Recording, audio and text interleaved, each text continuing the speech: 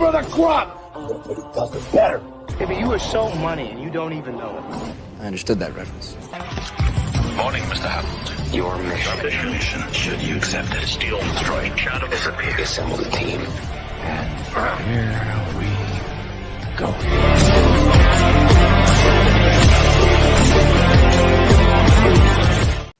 Welcome into Freewheeling Fridays. I am your host, Ryan of Anaco Channel. This is a show where we introduce you to some of the best indie creators from all over the world, but we also talk about different facets and parts of pop culture. We're also taking your questions. It's going to be a lot of fun, I assure you. I am your host, Ryan of Anaco Channel, and our guest on this episode is, I wasn't sure how this person's name was going to be pronounced, but it was a good thing we talked about it earlier on in the green room. So when I think of this person's name, I'm thinking of this one. I mean, I think of the whole movie, right? We think of the whole movie. But one scene that stood out to me during the course of my childhood, and even to this day, folks, even to this day, is, I lost the sigh. Then it is going, no, I can get it back. Raphael, let it go. Please welcome Ralph Madrigal is in the building, indie comic book writer and creator. How you doing, good sir? Awesome. Great to be here. Yes, sir, and we're very happy to have you here. We're happy to have you here, maybe watching or listening to this right now. So do not forget to like and share with your closest frenemies. And if you're watching us live or on the replay, also known as Memorax, that's going back a couple of decades, looking at my watch. Hello there, and welcome in. Thanks for being with us. With that, and if you have any questions for our guest of honor, let us know in the comments, let us know in the chat. We're more than happy to take those as they come in respectively. With that piece of business out of the way, Raph, when were you first introduced to the world of comics? When I was 12 years old. So 39 years ago, I got my first action comics at this little convenience store here where I live in Edinburgh, Texas, and just absolutely fell in love with comic books. And that's what inspired me to become a deputy sheriff here in Texas for almost 27 years. Yes, sir. Wow, that's an amazing journey there. That's a lot of history. You know your history. Yeah. What would you say are some of your favorite comic book writers or artists, past or present? Well, you got Jim Lee. You know, the whole Jim Lee thing. When I first discovered the Wildcats, that blew me away. Jim Lee, John Byrne, Todd McFarlane back when I was younger. And recently, guys, like Ed Benes, a lot of DC stuff. Ryan Otley is out of this world. That guy is just, wow. His Invincible stuff is great. That Battle Beast is looking awesome. There you go. Nothing more I can add to it there other than it's badass storytelling, I suppose. Yeah. Yes, of course. With that being said, what would you say are some of your favorite comic book-based movies or TV series, past or present? Well, for sure, all the Superman stuff, man. He nailed it. It's like, do you go with Mr. Reeves? Do you go with what's that cat's name from the CW? Brandon Routh. Yeah.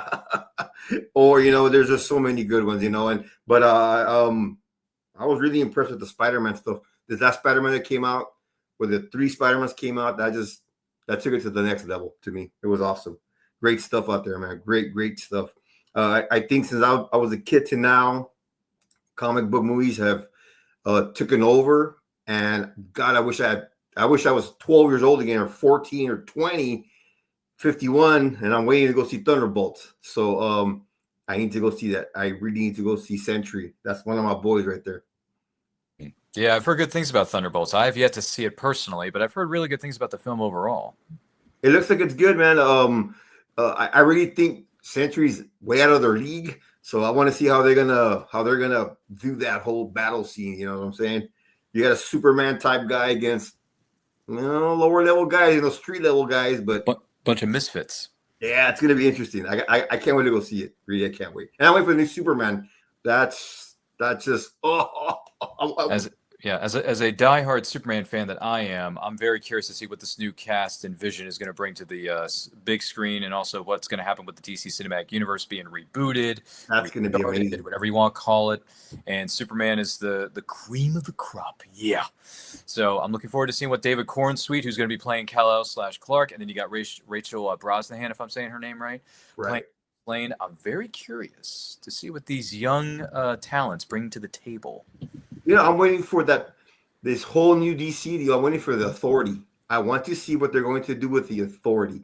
That I don't know if you know Authority from Jesus Christ. It's got Apollo, the sun god. It's got Midnighter, and they're supposed to make an Authority movie. So it's supposed to be coming up. I mean, you want to research that, but I'm waiting for that. They're like a superhero team who takes over, who says, you know, the world can't take care of itself. We'll take care of it for you guys. No kidding. Oh man, yeah. It's gonna Does the characters of Lex Luthor or Maxwell Lord have anything to do with this? No, completely. They're part of the DC world, but they came in later. They came in from so it's kind of like Wildcats, all that kind of stuff. You know, Wildcats, GM Lee type stuff. Okay. Wildstorm Comics, I think, was the main. Okay. But apparently, from what I read in the very beginning, when he was going to reboot the Superman, they're supposed to do this Authority, man. That's going to be exciting. You got to research them. Yeah, I was going to say, I'm not familiar with a lot of these characters you just mentioned, but you know that doesn't mean we can't learn as comic book fans or readers. Yeah, great stuff. I mean, I've been a comic book fan for less than a decade, so I got a lot of ground I need to. There's a lot, man. There's a lot. There's a lot of ground I need to make up for. I mean, I didn't become a fan until Batman Day 2017, if you want to know the honest truth. So that's when my friends took me to a local comic shop and they had Batman Day at that time. And they were like, hey, you ever been here before? No. You ever read a comic book before? No. Well, what do you like to read? I'm like, well, you know, I grew up on things like Spider-Man, the animated series in 94. I grew up on X-Men, the animated series in 92. I grew up on Batman TAS. I grew up on, you know, some of the other characters that have been on Fox Kids because I'm a 90s kid by heart. So those are some of the things. And then they're like, well, follow me to the back. So they take me to the back of the store, right? And there's this giant rack, and it says, I think it's called like beginners or new readers rack, something like that. I can't remember the exact, you know, wordage or words that they had written on this thing here, but the sign said, like, for new comic readers, this is what we got. And I looked at all these graphic novels, and I'm thinking to myself, okay, this is interesting. Oh, I like that one. What about this one? So I read Kingdom Come by Mark Waid and Alex Ross. That's freaking amazing. That's what made me a comic book fan I am now. Thank you, Mark Waid and Alex Ross. You guys kick ass. Yeah. And Kingdom Come. Give me a Kingdom Come animated or live action movie. I want a Kingdom Come something. Give it to me. I want it all. X-Men House of M, I think, is really good. From the side of the fence. I don't know if you're familiar with X-Men House of M. Yes. That was really good. I also read Flashpoint. I think Flashpoint's a really good one. That's a good storyline. So those are some of the first graphic novels that I remember reading when I first started reading comics. So that's just, you know, just to play a little bit of, you know, hey, let's flip the question on the host thing. Well, man, I have probably about 10,000 comic books somewhere in my house, all over my garage, top of my garage, and everywhere. Really? Are these long boxes? Oh, what was that? Are they long boxes or are they long boxes, short boxes? Oh, you got. I got probably 100, no, maybe about 500 graphic novels, the trade paperbacks, man. Yes, I love those. Those are great. And I got tons of comics. That's a plethora. Do you have any graded comics? No, I do not. I wish I did, but okay. They're all bagged and boarded, but I never just did it, you know. Okay, I got a few graded comics myself. They're granted, I don't want to make all my comics graded because that's too much, but I do a few, and they're really cool. I got the Daring New Adventures of Supergirl, written by Paul Kupperberg from back in the 80s. Issue number 1 was the first one I got signed and graded. It came out to a 7.5, but that's okay. First one out of the gate. I'm not expecting perfection here. But that's one of the first comics I remember getting graded and slabbed. Trying to think. Another one I got, Kingdom Come number 1, signed by Mark Waid. I think that came out to be like a 9.8. Fantastic. Yeah. Fantastic. I'm not going to lie about that one, folks. But those are just some of the things that I have, at least in my possession. Not to make this about me, because it's about the guest of honor. It's about Ralph Madrigal here, not me. But hey, we're swapping comic book stories. There's nothing wrong with that. That's what it's about. Fantastic stuff. So what made you decide to become an indie comic creator or indie writer all of a sudden? Man, so when I discovered comic books, you know, back in the day, it kind of led my path into becoming a deputy sheriff, right? You know, seeing some things in school and being influenced with good people, my father being a teacher. And I knew if I wanted to be a real superhero, I needed to be something like a cop or a deputy. And so, but the Superman comics were the first ones that kind of said, hey, it's about hope and honesty and integrity. And that's why I became a deputy sheriff, actually, you know. I've been doing it for almost 27 years. But through all this time, I've been writing and journaling. I've been just writing and all my ideas over the last 39 years, coming up with different names for my main superhero, Trady and Justice. The whole world building took me about 20 years to do. finally getting it the way I wanted it to be. Each superhero, each power, each, the bad guys, the whole thing. I had planned to actually do this after I retired, but life is short, man. A couple of years back, my family was, our faith was challenged with some problems in our family that shook our foundation. And I told my wife, it's like, babe, I need to do this now because tomorrow we might not be here. So she backed me up, and I found some awesome people. I never knew about indie comics until I met Tony Cottrell from Advent Comics, and he kind of led the way for me about 14 years ago to start really getting into indie comics. And I kind of forgot about the commercial stuff for a while, actually for a long time. And I got a lot of independent comics, and I started meeting more people. And I finally found the right team on the first 2 issues, which is Aaron Dowen, Joseph DeSantos, and later Rand Claridge, who were my, helped me script it, my artist and the letterer, and it just took off from there. And it's been an amazing ride, absolutely amazing ride.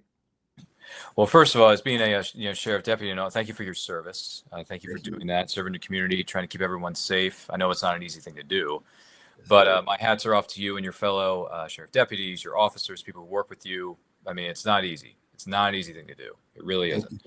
But thank you for your service. That's number one. Number two, that's really cool that you've had this idea for so long, and you're finally like, you know what? Let's get it out now. Let's not wait any longer. Waiting isn't going to do us any favors.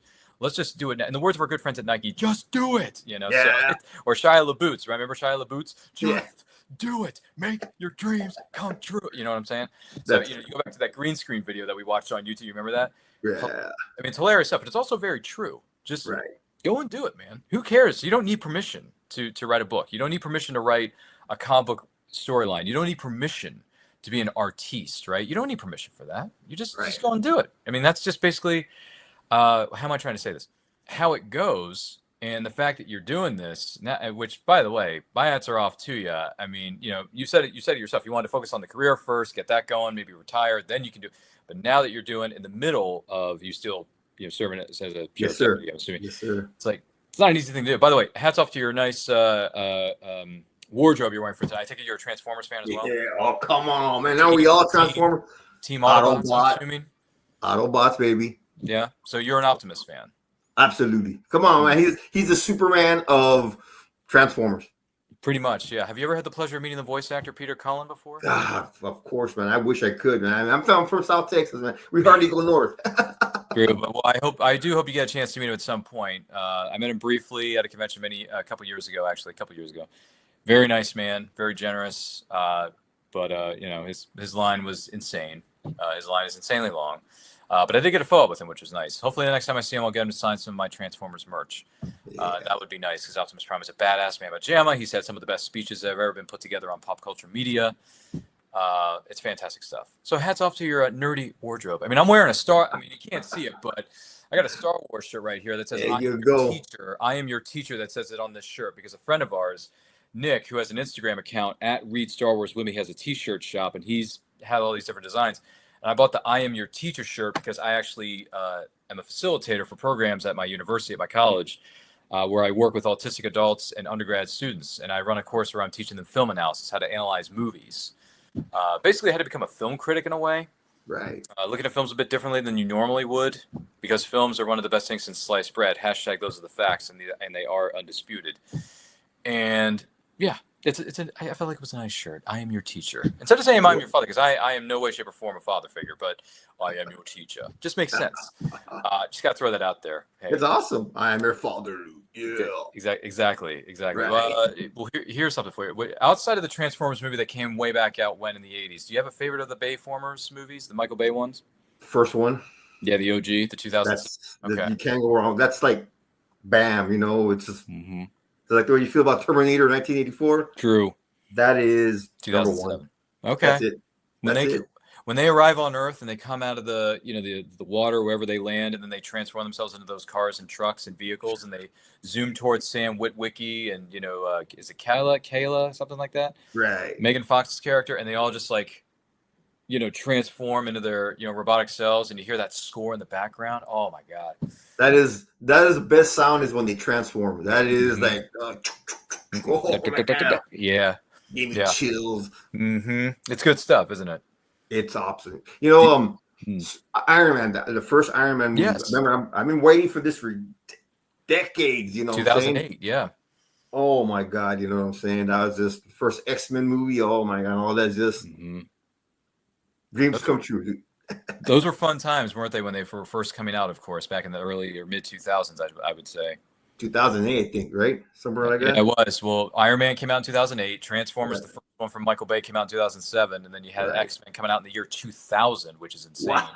I know, that movie turns 25 this year. You believe that shit? That's crazy. Not only that, speaking of which, because this movie's out in theaters right now, Mission Impossible: The Final Reckoning. Mission Impossible 2 came out in 2000. That movie turns 25 this year, which is I know, I'm dating ourselves. But that movie, I know people say that MI2 is the least, like the worst one of the bunch, but I actually really like MI2. I like them all for different reasons, to be perfectly honest with you. Mission Impossible 2 is just a badass guys with black jackets, shooting guns, going off motorcycles, jumping through hoops, whatever. It's just, and you got Limp Bizkit doing a remix of the Mission Impossible theme. I mean, come on, man. I mean, you got Tom Cruise, man. Tom Cruise is, he's a legend. He's TC Legend. That's what we call him in the business, man. What you gotta see? Have you seen Legend with him in it? I have seen Legend. I have, yes. That's a classic movie as well, dude. It is, isn't it? The devil just. I know. Well, yeah. What was it? Who was the love interest in Legend? Mia Sara. She was very beautiful. I'm gonna give credit where credit is due. Mia Sara from Ferris Bueller's Day Off, and she was in Time Cop as Jean-Claude Van Damme's wife. Yeah. Okay. Yeah. Let's not forget about Time Cop. Okay, fellas. Just throw that out there. I think that came out in '94. I want to say, Raphael. It was '94. So if someone wants to correct me in the chat, let me know. By the way, this is Freewheeling Fridays. As you can see, we're definitely freewheeling it here. Do not forget to like and share this with your closest friends. If you have any questions for Ralph or myself, let us know in the comments of the chat. And do not, if you're watching this live on the replay, thank you. Madness Entertainment Group, also known as Pops Van Zandt, says, hey, yo, what's up, Pops? Good to see you. Pops. Yeah. Yes. Very big supporter of a lot of indie creators around here. Awesome guy. Yeah, Pops, you're the man. Thanks for setting this up for us, man. We appreciate you. Thorny Comics says Bumblebee is the best live-action Transformers movie in his opinion. It's good. It's up there. It's a great one. It is. I like it too. I actually was very surprised at how good Bumblebee was. Yeah, I really was. I was shocked. Even John Cena, you can't see me. John Cena said, you can't see me. What are you playing, peekaboo? Of course we can see you, John. Especially we can see him now because John Cena's in his final year of being a professional wrestler in WWE. Right. He's retiring at the end of this year. Did you hear about that? No, yeah. It's all over the news. Yeah, it's all over. Exactly. And then Thorny Comics goes on to say MI2 was directed. Yes, it was directed by John Woo. John Woo directed Mission Impossible 2. He also directed Face Off with Nick Cage and John Travolta. You remember that one? Yeah, of course. And then he also directed, what was the other one? With Jean-Claude Van Damme movie, Hard Target. He directed Hard Target. Did you ever see that? Wow, that was John Woo? Wow. That was his North American film directing debut. Did you know about that? No, I did not. He did. Wow. Hard Target with Jean-Claude Van Damme. Jean-Claude was the man at the time, man. At that time, he was the man. He was the man. I like Hard Target. Do you like Hard Target? That's a good movie. Of course. I think it's really good. Authority Comics goes on to say Tim Curry has the demon in Legend. Yes. Yeah, the devil, man. Whatever, demon, devil. That was Tim Curry. Yes, it was. And Tim Curry, you're one of the best actors who ever lived. We got to give credit where credit is due. Yes. Love it, man. Love it. Brennan Marr is here with us. He says hello there to everybody. Hello, Brennan. Good to see you. He was just with us earlier on the Echo channel presentation of the 45th anniversary watch along of The Empire Strikes Back. So, yeah, Brennan, good to see you, man. Hello there. I understood that reference. Hey. Fantastic stuff. Goodness gracious. But yeah, one of these days, I don't think I have one yet, but I need to get myself a Transformers t-shirt. I don't have one yet. I got a bunch. I'm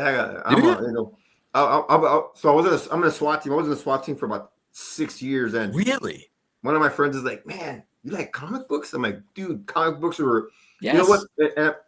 Comic books are really, really what saved me as a deputy sheriff. And I'm gonna kind of go into this a little bit. As a deputy in all these years, we see things that would drive most people crazy. Honestly, man. As a supervisor, I've been a sergeant almost 17 years. first responders got to deal with a lot of active things, you know, people getting shot, stabbed, and you carry this weight on your shoulders, you know. As you're younger, life's fast, you know, you're a young deputy, you're out there kicking butt, breaking doors down, arresting people. But as I've gotten older, you begin to realize, oh man, people don't really care about life, right? It's like, wow, just killing each other and bam, like, and you bring that burden with you home. I had many sleepless nights where I couldn't sleep, and I'm talking to my wife. And my comic book and trading this whole universe, it saved my life, man. Where, you know, where other first responders use unfortunately drugs, alcohol, sleeping pills. I just immersed myself in the story, just right away. I would just write all night long till I fell asleep, or think about what I want, what the powers are, what are they going to do, what are their backstory. So that's why this story it's very special to me because of that. You know, besides me creating the story, some of my life experiences are in that book actually. So yeah, it really saved my life. Wow. Thank you for being so open and honest with us about that. That is, I know sometimes for some folks, it's not always easy to open up on public forums, such as a show that's live in front of X amount of people, you know, live stream, I would say, because that's what we do at this, and obviously Echo channel, the stuff that I do and all that stuff. But thank you for being so open and honest with that, man. Yeah. I mean, whether it's a book, a TV series, a movies, pieces of media just sort of hit us at the right place in the right time. Right. And I'm glad that you found something that worked for you, that helped you, that assisted you in any way, shape, or form. I think comic books, if not books themselves, are great ways of storytelling. I really do. I've met so many indie, and this is something that Pops Van Zandt and everybody at this Madison Entertainment Group can attest to. We've met so many great indie creators and writers and artists and inkers and letterers over the years. I mean, they're the most creative people I know personally. I mean, I don't know how some of you folks feel on the interwebs, but I think they're the most creative people in the world, including our good friend Raphael. Right? That's creative. Creativity is not a bad thing at all. I don't think it's a negative. I think it's more of a gift than a curse. Right. At least in my opinion. I mean, I'm in the process of writing some short stories. I mean, I'm trying to get them published. We'll see what happens. I got to finish the two of them first, get them submitted and all that kind of stuff, and go through the motions like every other writer does. But you know, I'm doing my best here, so we'll see how that shakes out. One of them's a treasure hunter story. The other one's going to be a Western because I like Westerns. Cool, man. Yeah, cool. I like Westerns. You like what? I don't know. How do you feel about Westerns? Yeah, they're good, man. It depends, you know. You like Eastern movies? Tombstone, come on, baby. I mean, yeah, I'm your Huckleberry. Yeah, I'm your Huckleberry. I mean, Johnny Ringo, you look like someone just walked over your grave. Michael Biehn, dude, that's Michael Biehn, man. He's one of my favorite of all time. He's Johnny Ringo. That's right. Yeah. Yeah, that's that's one of the best of all time, I think. He wasn't he? Yeah. Did you have the guts to play for blood? I mean, it's just come on, man. It's Tombstone. It's Tombstone. Which, by the way, this is a fun fact for those of you watching and listening to us at home. I saw Tombstone years ago, and I thought it was but now that I've gone back after the unfortunate passing that we heard about earlier this year with Val Kilmer no longer being with us, sorry to hear about that. Rest in peace, Val Kilmer. Rest in peace. I went back and I watched the movie Tombstone. I did, and I got to tell you something, Raphael. I didn't realize how good of a movie it was. I saw it again. It's really solid stuff, man. And once you see it, it got me the first time I saw it. Did it? Val Kilmer just Doc Holliday just to the next level. I don't think I've ever seen another Doc Holliday play like that. Yeah. But Johnny Ringo, you know, Michael Biehn, that character, I ain't even heard of that guy. You know what I'm saying? Mm-hmm. He took it to the next level too. And these guys at the very end when they had that little, oh my God, come on, man! You can't get better than that intensity. You know, true two guys going at the best of what they do, and damn, that was just awesome, man. And Val Kilmer kicked butt, man. He was just right. Yeah. Absolutely. Great actor, great character actor, Val Kilmer. You will be missed. Or you will always be our Huckleberry, and you're forever going to be known as Batman because you weren't Batman forever. And fun fact for you, Raphael, that movie turns the big 3-0 this summer. Well, you keep saying that, man. I'm 51. You're making me feel old, bro. I'm sorry, but we're doing a movie watch along for Batman Forever in 2 weeks' time, and I just want to give everyone a heads up. If you check us out on Echo channel, Batman Forever is coming your way in 2 weeks, and then the week after that, Batman Begins turns 20. So I know we're getting too young for this business. By the way, Thorny Comics in the chat says Tombstone. I liked the 3:10 to Yuma remake as well. That's a good film, man. Christian Bale, Russell Crowe. Right. Foster, right? Ben Foster's thrown into the mix. Yeah, That's one of the best westerns of all time, in my opinion. 310 to that's Yuma. good. It's up there. It's up there. I freaking love that movie. And then Thorny Comics goes on to say, everyone in the movie Tombstone is amazing. Incredible cast of character actors. Yes. Everybody. Yes. Everybody. Everybody. And I The mean, female, what was her name? My which one? God. Delaney. Dana Delaney. Dana Delaney was Lois Lane in Superman the Animated Series. Right. She was the voice of Lois. And did you know she was also the voice of the Phantasm and, Andrea Beaumont in Batman Mask of the Phantasm. I did not know that. She was Andrea Beaumont, Bruce Wayne's ex-girlfriend. Cool. It's a true story. So she plays anti-hero / vigilante in the Batman universe. And then a minute later, they recast her as the voice of iconic intrepid reporter for the Daily Planet, Lois Lane, in Superman the Animated Series. So talk about range of an actress. Right. That's Right. range right there. And we love you, Dana Delaney. If you ever start doing conventions, I want to talk to you about some stuff. Trust me. I really do. I want to pick her brain about Superman, Batman, the TV series she did some years ago called Body of Proof. That was a medical drama, crime drama, I would say. Excuse me, crime drama. But you catch the drift. It's the same stuff. Thorny Comics' Powers Booth was in it. Sam Elliott was in Tombstone. Of Billy course. Yeah. That was the all-star cast. Anybody was in that movie at the time. I think it came out in 1994, I want to say. Maybe 1993. Let me know in the comments. I'm curious to hear your thoughts. If I'm right or wrong. It's called fact-checking. But with that, from your standpoint, what are some of the rewards about being an indie comic book writer? You know what? Getting your story out there, guys. Jesus, like I'm telling you, when I first discovered, I didn't even know any creators existed till I discovered Tony Cottrell from Madrigal Comics. That was an accident. I just found him on the internet by accident, and I bought his book, and I was intrigued because he is a firefighter over there in Maryland. I'm thinking, wow, this guy's a firefighter, right? And he actually helped me create my first version of my version of a Trade Injustice. I reached out to him years back, and he helped me create how I wanted him to look. The Sword of Justice, he nailed it. And I met another guy from Apogee Comics, who's Nick Garber, who was actually a Border Patrol agent, and he helped me out a lot, man. He actually was in South Texas here for about 6 years. He's in San Diego now. Awesome guy. He helped me a lot. These guys are inspiring me and showing me what I need to do as far as getting a script done, the art, the inks. Jesus Christ. I didn't know about lettering. I don't know about any of that stuff, and they helped me. And then I found my team, and it was, we led me the right path, and it's just been nothing but amazing things happening for us, with a trade-in. I got picked up by Starcross Comics and Joe Spicer, a good friend of mine, who my book's being produced, out of Starcross Comics, and it's just been an amazing ride, absolutely amazing ride.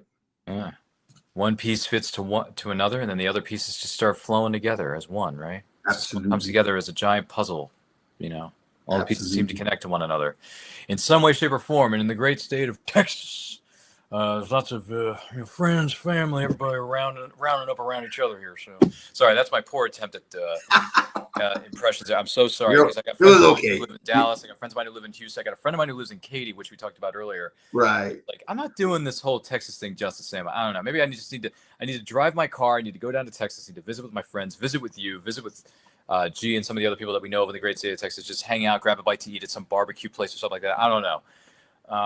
Valley food is awesome, man. The Mexican food down here will blow your mind. I was going to say, I've been hearing nothing but great things about the food in the great state of Texas. So this is why one of the reasons I need to visit, and then you could be like you and my friends, the people that we know of in the areas, can be my tour guide and just be like, okay, we got to go here first. We got to go here. We got to go there. We got to go to this comic book store over here. We got to visit this Apple's store over there, right? We got to go over there. So we could maybe we should do a vlog about it. I don't know. Maybe do a vlog or something. Who knows? I'll talk to G and Raphael here. We'll talk shop. Who knows? Possibilities are endless if you bring people together as a team, right? Absolutely. So, absolutely. Barbecue is awesome, man. If there's one thing about Texas, it's going to be our barbecue. Barbecue. Yes, Franklin's Barbecue in Austin. Is that what it's called? Man. Okay. Yeah, Franklin's. It is. There's Llano, Texas. It's the original Cooper's. Yes. That brisket just. Is it that good? Oh, Okay. come on, man. All right, all right. I won't argue with kind folks from the great state of Texas. So one thing I also heard about, and I haven't been to this establishment yet, even though there is one not too far from me, because we're in the northeastern United States in Maryland. So Right. there's one in Virginia, but there's a place called the Alamo Draft House. Have you ever been there before? Yeah. There's a couple down here. Actually, about 2 miles from where I live. Great burgers, great beer. It's a fun place to hang out, chill out, watch sports. Movies. It's a great thing, man. It's a great place. Yeah, my friend's been telling me about it a little bit, so I got to get my keister over to a Alamo Draft House. All that good stuff. Once again, we are here with the incredible guest of honor, Ralph Madrigal, here on this episode of Freewheeling Fridays. Don't forget to like and share. If you're joining us live on the replay, hello there. If you have any questions, let us know in the comments. Let us know in the chat. Thank you to everybody who has chimed in thus far, whether it's Pops and Brennan and Thorny Comics. Good to see you, by the way. With that being said, opposite side of the fence, though, what are the biggest challenges about being an indie comic book writer?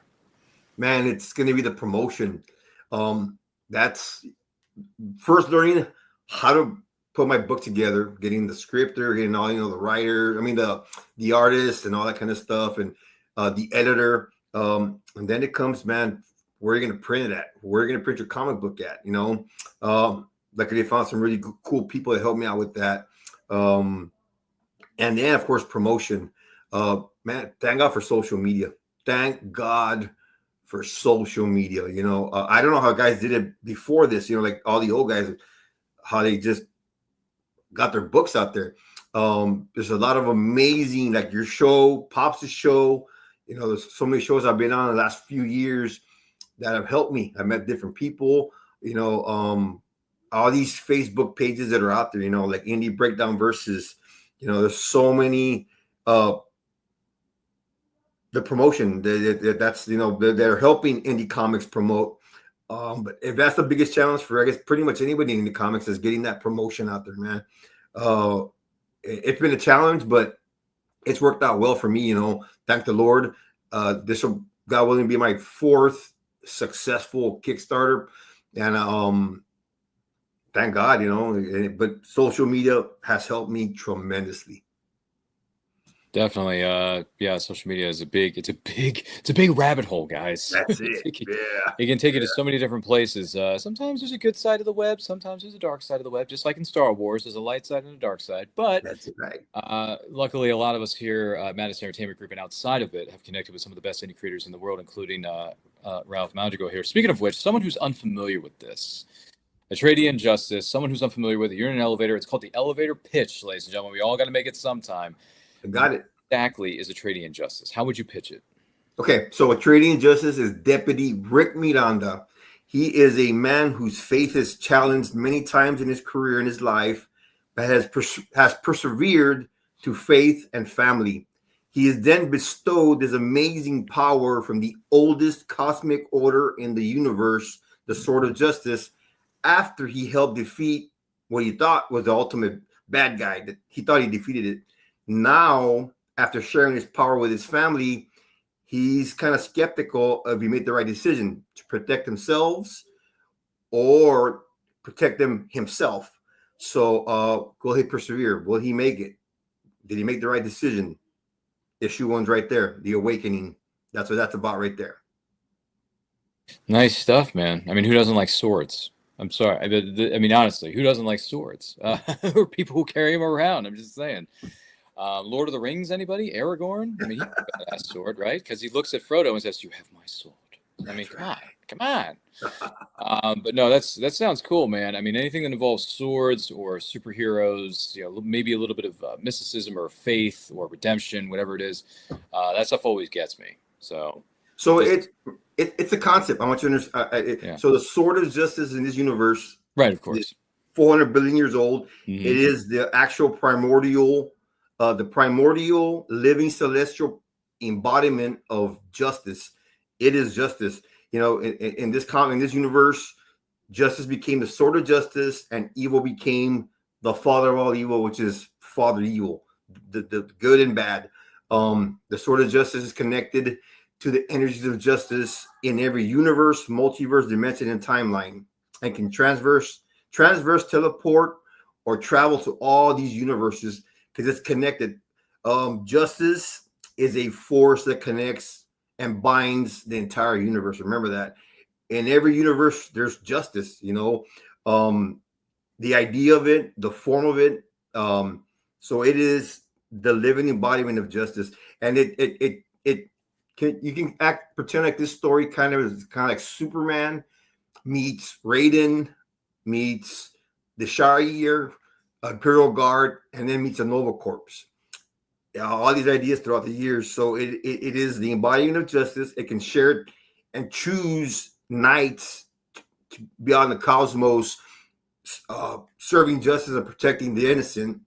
And then it can choose its Ultra Sword, which is the alpha, the main a la Green Lantern, out of Hal Jordan or Superman. And then that guy can choose his alphas. So you're going to have the Ulta, his alphas, and then his knights. So it's an amazing idea that he came up with, and it's really spread out in the indie world, and it's a great concept. My goodness gracious, going anywhere and everywhere. It kind of reminds me just a little bit. There was a TV show way back when. It was called Mighty Max. And Mighty Max wore a hat that could transport him to different dimensions, different timelines, all this sort of stuff. And it was a baseball cap that had this ability. So he was traveling all these adventures, and he had a guardian that was a big, strong man with a sword with him to keep him protected at all times. And then he had the wise sage who just happened to be an owl, reading off a scroll. So basically he was the Yoda of the whole thing. And then his protector was kind of like, I don't know, a mixture of Vader and Luke, or kind of like Hercules, really. Hercules. And exactly, Hercules. And then you have, sorry, that's going way back to the 90s. But then you have the kid, and it's funny because in the show Mighty Max, he's voiced by the same guy who voiced Raphael in the original TMNT animated series, Rob Paulson. Nice, man. That's awesome. So, there's a fun fact. Have you ever heard of Mighty Max? No, actually I have not. All right. Well, if you get a chance, feel free to look up the rerun episodes that you can find on YouTube. So there's some good episodes out there, and it's a fun premise. A kid who can travel through different dimensions and timelines with the baseball cap. That is great, man. it's very unique, if I do say so myself. Because I asked Rob Paulson one day when I was at a convention with him. I said, "Hey, if they ever rebooted this thing, would you ever do it?" He says, "Absolutely, I would come back to Mighty Max. I would love to do it." And I was like, "All right, this guy's cool. He's in, man. He's in. Fantastic stuff. Well, congratulations on Atreides Injustice. Sounds really cool. I like how the covers look. A little bit of the characters there, red, white, and blue, silver, all that kind of stuff. Right. I like the color design, all that kind of jazz. So have there been any special memories for you from being at conventions or signings or events where you're selling your comic book, whether you're there as the vendor or the attendee? Anything stand out? I did my first South Texas Comic Con with issue 1, and it was amazing, man. I asked a lot of all these indie creators that I met over the year. That's almost 2 years. Man, what do you do at a Comic Con? I mean, make sure you take deodorant and lots of water, and somewhere comfortable to sit. But I had been to plenty as a fan, but to be there trying to promote your book, thank God I was in South Texas, man. So a lot of people knew me by then. Luckily, the news did a actual interview with me twice. So that helped it out, and that I'll never forget that. I sold about 50 books in that weekend, and it was, for the first timer, I thought it was an amazing time, absolutely amazing. Thanks to all the people that back Atreides Injustice. Absolutely so. It takes teamwork to make the dream work, folks. Let's keep that in mind as we go along here. So, if someone is watching or listening to this right now, and they want to become an indie comic book writer or creator, what advice would you give them? Well, first and foremost, you got to world build. You have to. That's what I learned throughout the years was world building. Get all your characters, get their backstories, the bad guys' backstories, why the bad guy's doing that, how he got his powers, where you're from, what world are you from, how are you connected to these worlds.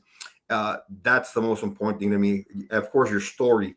You got to have that. I had this entire story in my head that and of course journal over bits and pieces all over notebooks and journals and pieces of paper all over my house for the years and years. My wife absolutely hates it.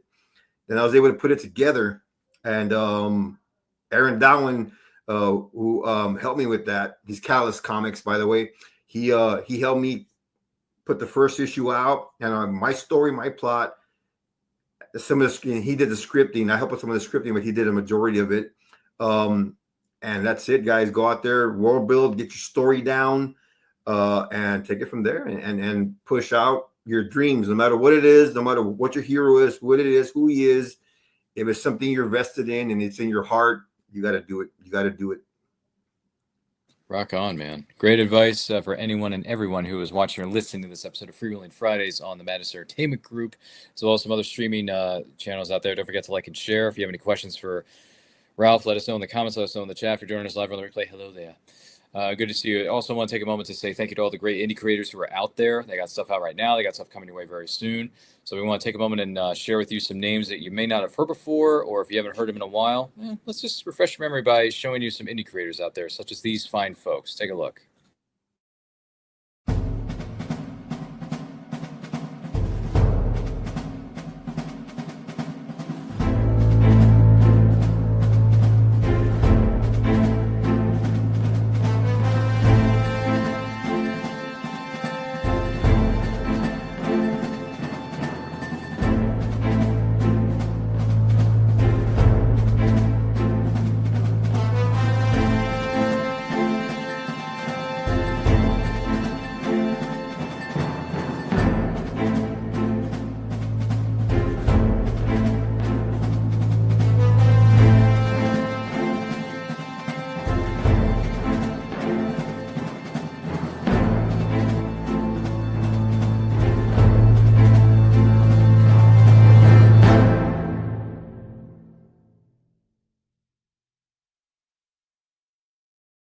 Beyond the world we know is a place where reality bends and time stands still. A place where legends, fairy tales, and nightmares are real. A world where legends are born and destinies collide. Alice has spent her life lost in an interdimensional rift known as Wonderland, and it forged her into a deadly bounty hunter.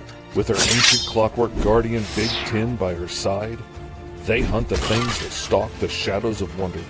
Alice Lost in Wonderland, issues 1 and 2 launch May 6 on Kickstarter. Follow along at GoMrFish.com.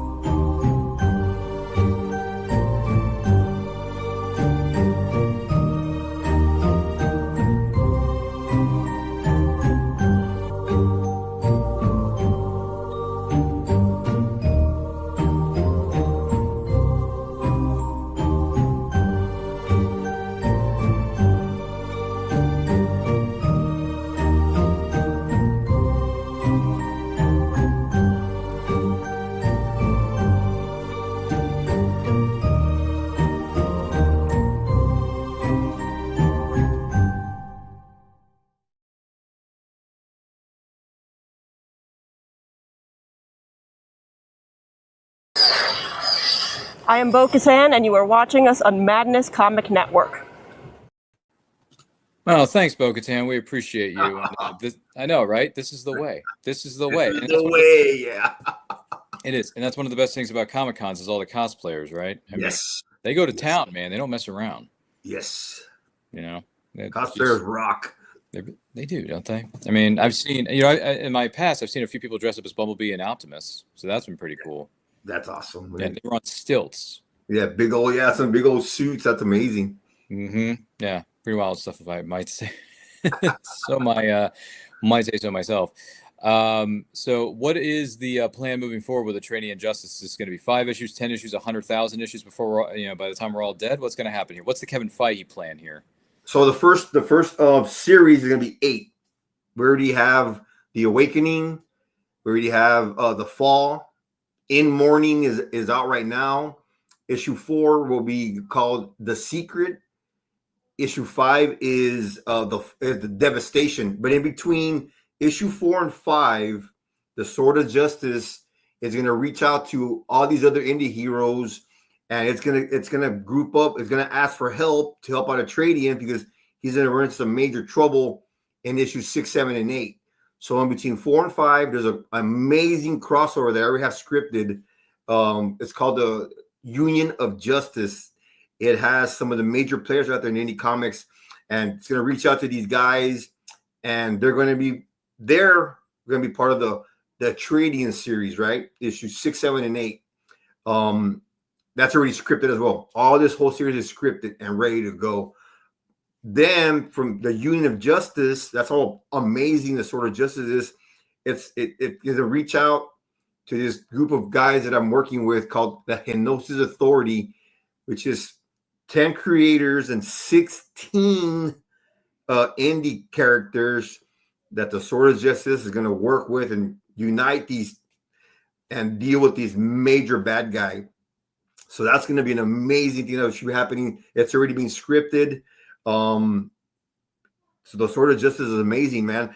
The Unit of Justice, then it's Devastation, and then it leads to the Search. Something major happens to Rick Miranda Tradian. He's got to make a big decision in his life, and he gets sent to Father Evil's planet for judgment. So it's going to be the Secret, Judgment, and then issue 8 will be Justice Awakened. And that's going to be a major, it's going to be probably about 50 pages. So it's scripted. That's the plan for the first 8 issues. And then from there, it's going to be another addition to that, because they're going to have to deal with Valhallan. Valhallan is Father Evil's brother.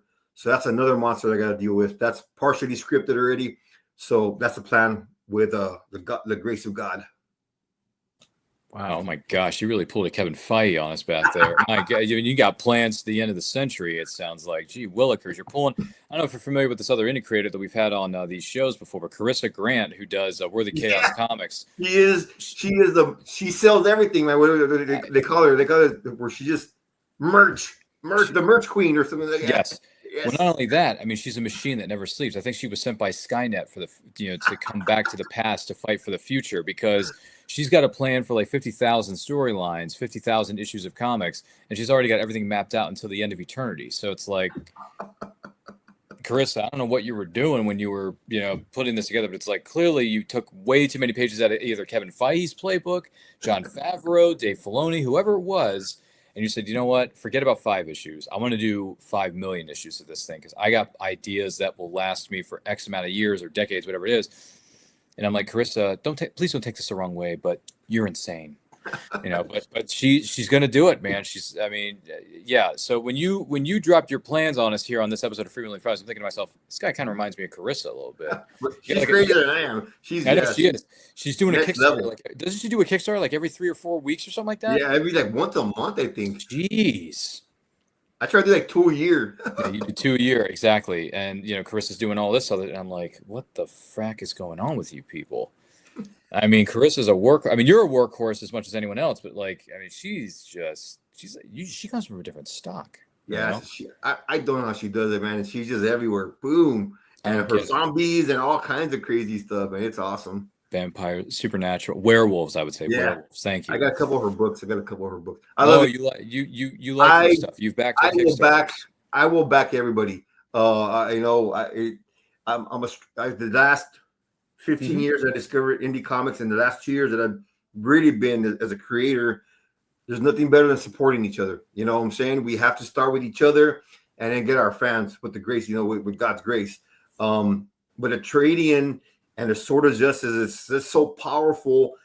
It's going to connect. I have other plans with other friends of mine, other creators. I got a script already. I just can't say, I can't say their names yet, but they're scripted, and they're crossovers. The Sword of Justice is sense. It can sense disturbances and justice across the cosmos. So it's going to help. You know what I'm saying? It's going to help. So there's some great stuff coming out that I just can't say yet, but it's going to be great. The next 2-3 years are going to be exciting for trading. The grace of God, everybody, keep supporting them and backing them up, and it's going to be awesome. Gee willikers. All right. I'm digging it, man. I'm buying what you're selling. I'm telling you. No, it's great stuff. I can see the passion, the desire, all the great, emotions that people should have about their projects. So I totally dig it. And congratulations to you and your creative team over there. That's fantastic. My gosh. Thank you. Trading Injustice is going to be so basically a Trading Injustice isn't going anywhere for the next 80 to 100 years. That's right. That's a long ass time, brother. But you want to keep pushing and pushing, have at it, and just enjoy doing it too. Have fun. Have fun. Sure. I think that's one of the keys here, right? It's one of the keys to success. Is have fun with what you're doing. Exactly. I would venture to say. So basically, and this is an idea that's been roaming in the back of my mind for a little bit. Once I get more pieces in place and things are done, things get, go through the edits and all that stuff, and I get it published out there, I may turn my story into a comic book. So do it. I may do it. So I'll, I'll have you take a look. I'll have some other people that we know of take a look, see what we can do about it. So if I can get a creative team together, maybe piece it together, with me, not for me, but with me. Right. We'll see what happens, right? That's a possibility. It can happen. If you want it to happen, it's going to happen. All right. We'll like I said, once more pieces are in place and I get more ducks in a row, as one might say, we'll see what happens. I'll get in touch with you and a few other people that we know of in the indie comic book circuit, see if they can help me piece together a team. Who knows? I could pull a Tony Stark. What if I told you we were putting a team together? Let's do it. That's the end of the Incredible Hulk. In case anyone's wondering, that's a bonus scene at the post-credit scene at the end of the Incredible Hulk. There. Hashtag it is real. It is an MCU movie. The Incredible Hulk with Edward Norton is canon. All right. I loved it. And to me, it's criminally an underrated comic book movie is Ed Norton's 2008 Incredible Hulk. I think is a really good movie. Awesome. Personally. I love it. That's what I think. And one of these days, I don't have it yet, but one of these days I need to get myself an Incredible Hulk T-shirt. All right. You got to get one. I like the Incredible Hulk as a character. Hulk smash. I do. I went back, a little while ago, and I watched the Bill Bixby, Lou Ferrigno series, and it's really good. It holds up 40 years later. It's insane. You can't say that about a lot of pieces of media these days. But if you go back for that time, it was, you're freaking out with the Hulk. He's transforming, and they got Thor coming out, and he's fighting bears and all kinds of stuff. Mm-hmm. It was great, man. It was a great series, baby. Great. Definitely a good series. I got season 1 of the Bill Bixby, Lou Ferrigno series on DVD, in case you were wondering. Nice. So that's something to have in one's collection if you're a Marvel fan or just a comic book fan in general. Nothing wrong with Marvel or DC. You can like both, okay? We don't have to be in one camp or the other. You can like both at the same time. I mean, I grew up on DC and Marvel, but if someone were to ask me, I would pick DC over Marvel overall. But that's not a slight against Marvel. It's just how I feel. And you were speaking earlier about how some of these comic books and other pieces of material got you through some dark and hard times in your life. If it weren't for the TV series Smallville, I wouldn't have gotten through a dark period in my own life. So great series, man. That hit me in the right place, right time, right circumstance. Unfortunately, they were dark circumstances, but it hit me at the right time because I needed it to help me get through that difficult period of my life. So my hats are off to the cast and crew of Smallville. And yes, I've met a lot of the members of the cast of the show over the years of going to conventions. I met Tom and Michael 2 years ago, and that's one of the best moments of my life because I waited 18 years for that moment, brother. Wow! And that was worth every penny. That's amazing. That Tom is Tom Welling. I think he was one of the best Supermans of all time. Mm-hmm. I think. I wish I would have done more at the end when he got his suit. Oh God! Mm-hmm. No matter what, that was an awesome feeling. When you finally see him in that suit, but give me some more. Yeah, it was CGI. Yeah, it was CGI when he was in the suit because unfortunately Tom Welling has said for numerous years behind the scenes he didn't want to be in the suit ever, even if they came to that point in the storyline. He said, "Sorry guys, I really don't want to be in the tights." So that's why they CGI'd it. Right. CGI'd it onto him during certain sequences of the finale episode of Smallville. Sorry for minor spoilers for its X amount of years old show, but it's still a great show. It's currently streaming on Hulu. Hashtag not a sponsor, but Smallville hit me in the right place at the right time. It got me through a hard period of my life. So thank you, Tom Welling, Michael Rosenbaum, and everyone involved in the cast and crew. You guys freaking rock. They signed my Smallville Funko Pops, and they signed a Smallville Season 5 poster, which is when I started watching the show personally. Cool. With some of my favorite quotes from the 100th episode of Smallville is when I started watching it. Wow. Fun fact. Reckoning. Reckoning is the name of the episode. Go back and watch that. It will break you in more ways than one, but it's a great episode, a great piece of television, teamwork in filmmaking, let's just put it that way, or filmmaking, TV making, you know what I mean, just filming, whatever. That's just my 2 cents, just saying. But with that being said, I know I'm twisting my words here a little bit, and I'm sorry, but those are my 2 cents on that. Well, I do want to take this opportunity to say thank you to Ralph Madrigal. Sorry, there's so many different ways we can call him this. I lost the sigh. And it's just going, I can get it back. Raphael, let it go. Anyway, sorry, I am in a TMNT mode, and there's no shame in that. Just out of curiosity, though, do you have a favorite line in the original TMNT movie that you like? I'm gonna apologize, man. Probably not. From an, you just like the whole thing is endlessly quotable. I'll give you that. Right.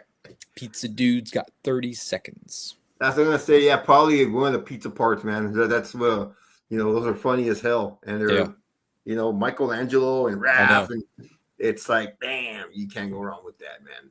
Great. Wise man say forgiveness is divine, but never pay full price for late pizza, Ralph. There's also that one, and then there's the one where he's on the phone with the operator saying, I want no anchovies on this pizza, no anchovies. You put anchovies on this pizza, and then Splinter throws the book at him, right? Right. You're in trouble, okay? Michelangelo. And now that'll do. And the clock's ticking, dude. Anyway, I want to thank Ralph Madrigal for being our guest on this episode of Freewheeling Fridays. Thank you, kind sir, for being with us. You're a gentleman and a scholar, and thank you for your service as a sheriff's deputy. Absolutely. Now, wants to know more about you and the incredible things you're doing over there. Where can they follow you specifically on social media?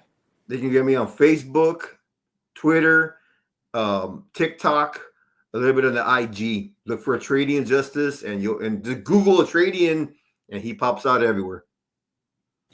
Awesome sauce. And not only that, we took the liberty of posting the link for his Kickstarter that's going on right now for Atradian Justice #3 in the comments of this episode down below. So check out the comments. The link is there for the Kickstarter. Check it out. Back it if you can. And if you can't, share out the link to all your friends out there, because they may want to check out Atradian Justice #3 and maybe even catch up on the last couple of issues, because I believe there is a catch-up tier being included in this. Yes, sir. Kickstarter. If you want to catch up on the past issues, there is a catch-up tier for you. Check it out. All the details are in the description of this video, that they're also in the comments section down below. So check it out. Ralph, great seeing you. I'm going to talk to you here again momentarily. So in the words of our good friends, stick around, as Arnold would say. My name is Ryan of Anaco Channel. Follow me on Facebook, Twitter, Instagram, TikTok, the whole nine, YouTube especially. Where am I pointing to? Where is it? There it is. Yeah, right there.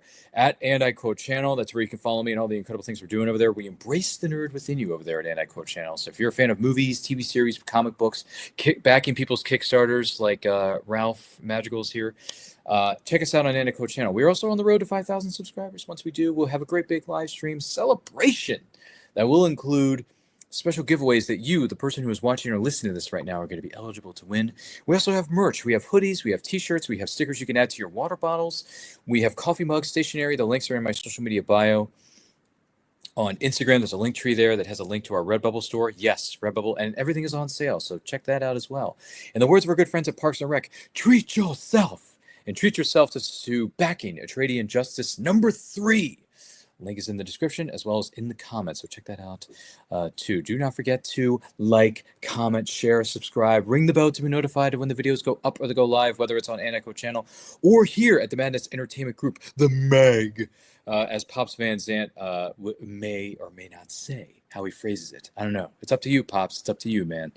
But if you want to know more about what's going on with the Madness, brother, check this out, because, quite frankly, you don't have to take my word for it. Freewheeling Fridays, Friday nights, 11 o'clock Eastern. Catch you on the flip side, but check out the madness.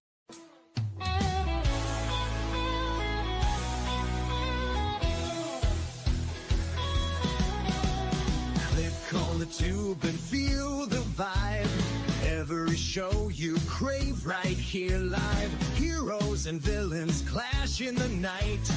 Madness Comic Network sets it right. Scroll through the list, find what you need.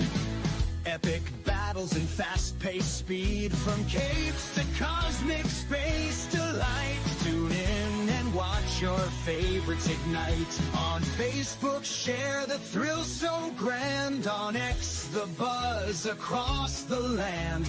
Madness Comic Network all around.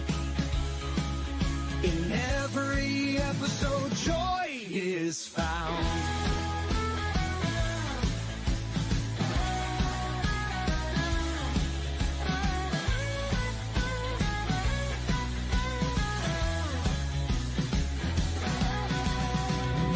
Uploads, they never end.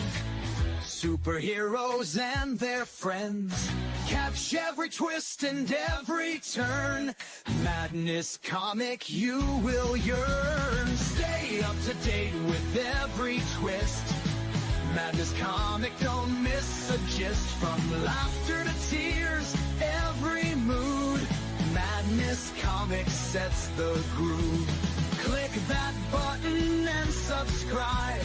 Catch the wave and ride the tide. Join the fun, join the craze. Madness Comic brightens days.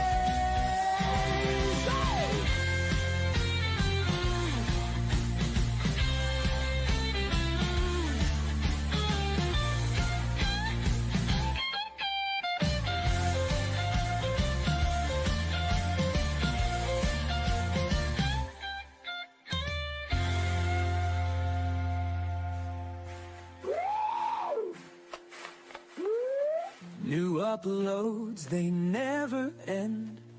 Superheroes and their friends catch every twist and every turn. Madness Comic, you will yearn. Stay up to date with every twist. Madness Comic, don't miss a gist. From laughter to tears, every mood. Madness Comic sets the groove. Click that button and subscribe. Catch the wave and ride the tide. Join the fun, join the craze. Madness Comic brighten